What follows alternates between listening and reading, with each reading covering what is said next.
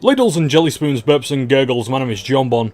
Can we please have a chat about the inflated demand of online multiplayer components in kart racing games? I've noticed a trend for a while and I'd like to give my thoughts on it. The trend I'm seeing is that every single kart racer that comes to Steam is immediately asked a common question: will it have multiplayer? Specifically, online multiplayer. With split screen, you know immediately if you can play it. You can ask a mate to come round, play with family, so long as everyone's got a peripheral. You can ask someone to join a game face to face, or via the myriad of means to contact one another in this age of instant communication. The same cannot be said of online multiplayer. Well, not always, anyway. Besides which, online multiplayer requires servers, stable ones at that. There's no downtime in a racing game, so the experience has to be as smooth as Ripperoo's claws. How else is he meant to drive? He's wearing a straitjacket, for God's sakes!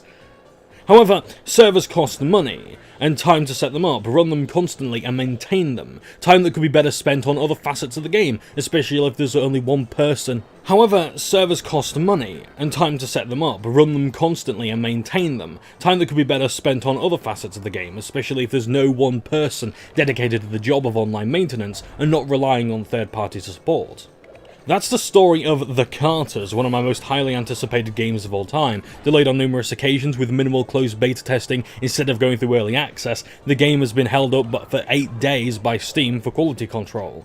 Requests have been made to release the game as is and add multiplayer later, something you'll rarely hear in any other game. Now, a lot of these games go into early access. Off the top of my head, All Star Fruit Racing, Meow Motors and Renzo Racer are in early access, some of which have pooled time and energy into adding multiplayer features. Today I'd like to show some of the stats for these games, and the point I'm trying to make. First of all, these figures are from Steam charts, so take the numbers with a pinch of salt. Second of all, Steam charts doesn't say how many copies have been sold and the playtime of each person. For more detailed breakdowns, you'd be better off with Steam Spy. However, its handy charts are useful in the context of online games always needing a minimum of one other player to be waiting for a match. We'll start with the most recognisable of karting games, the Sonic and Sega All-Stars Transformed Collection. At the time of taking these screenshots, the 3rd of June, the highest amount of players was almost 6,000. That was in June 2013. The next peak would be 5 months later at just over 5,000 players. But between those months was a catastrophic drop, the highest being 891 players at peak times.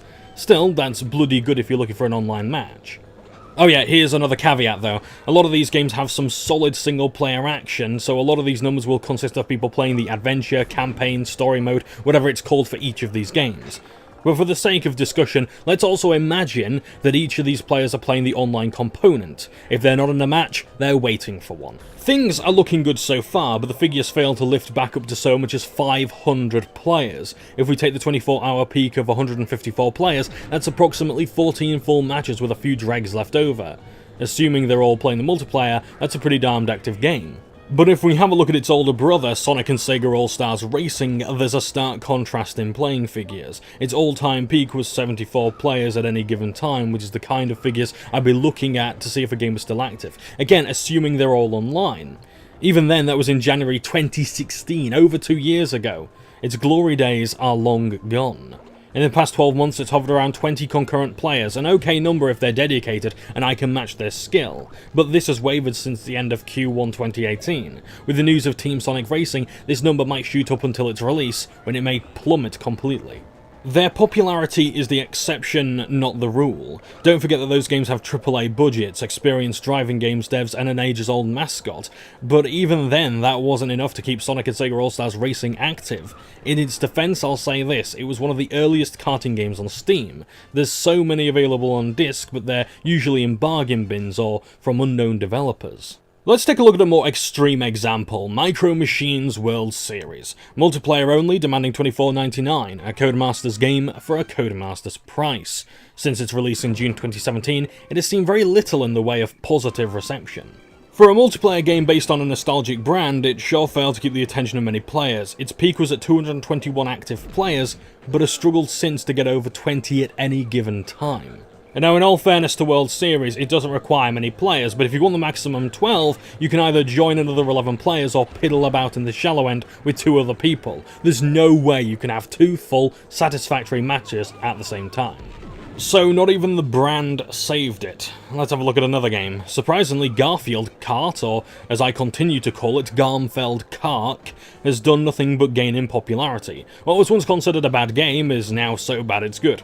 Now I have to admit I did my review of the game to counter the ironic Clever Dick reviews on Steam and give some honest info, but its low price of $3.99, you can hardly go wrong.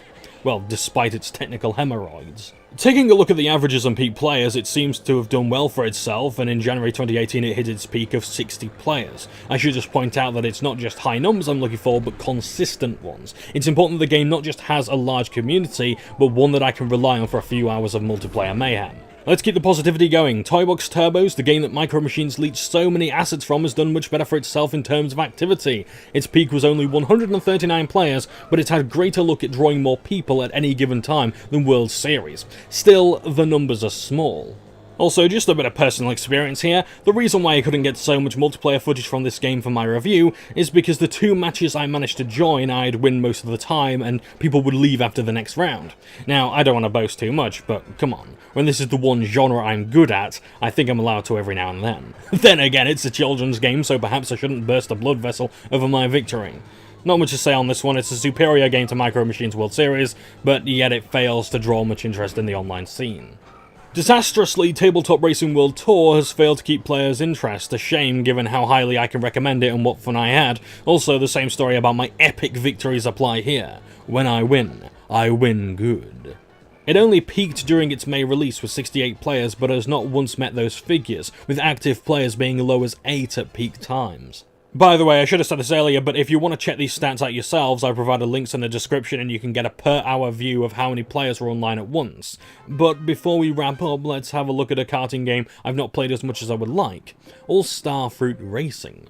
A month after its release, it hit its peak of 10 players, but never reached that number again. Bear in mind the game is still in early access and continuously tweaked, so it may have another chance. Still, first impressions are the most important, and having between 5 and 7 players on average to play with is not a good one.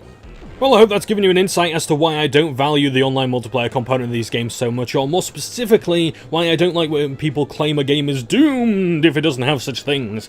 While I can't say that online multiplayer is particularly harmful, it doesn't seem to have a large impact in the long run.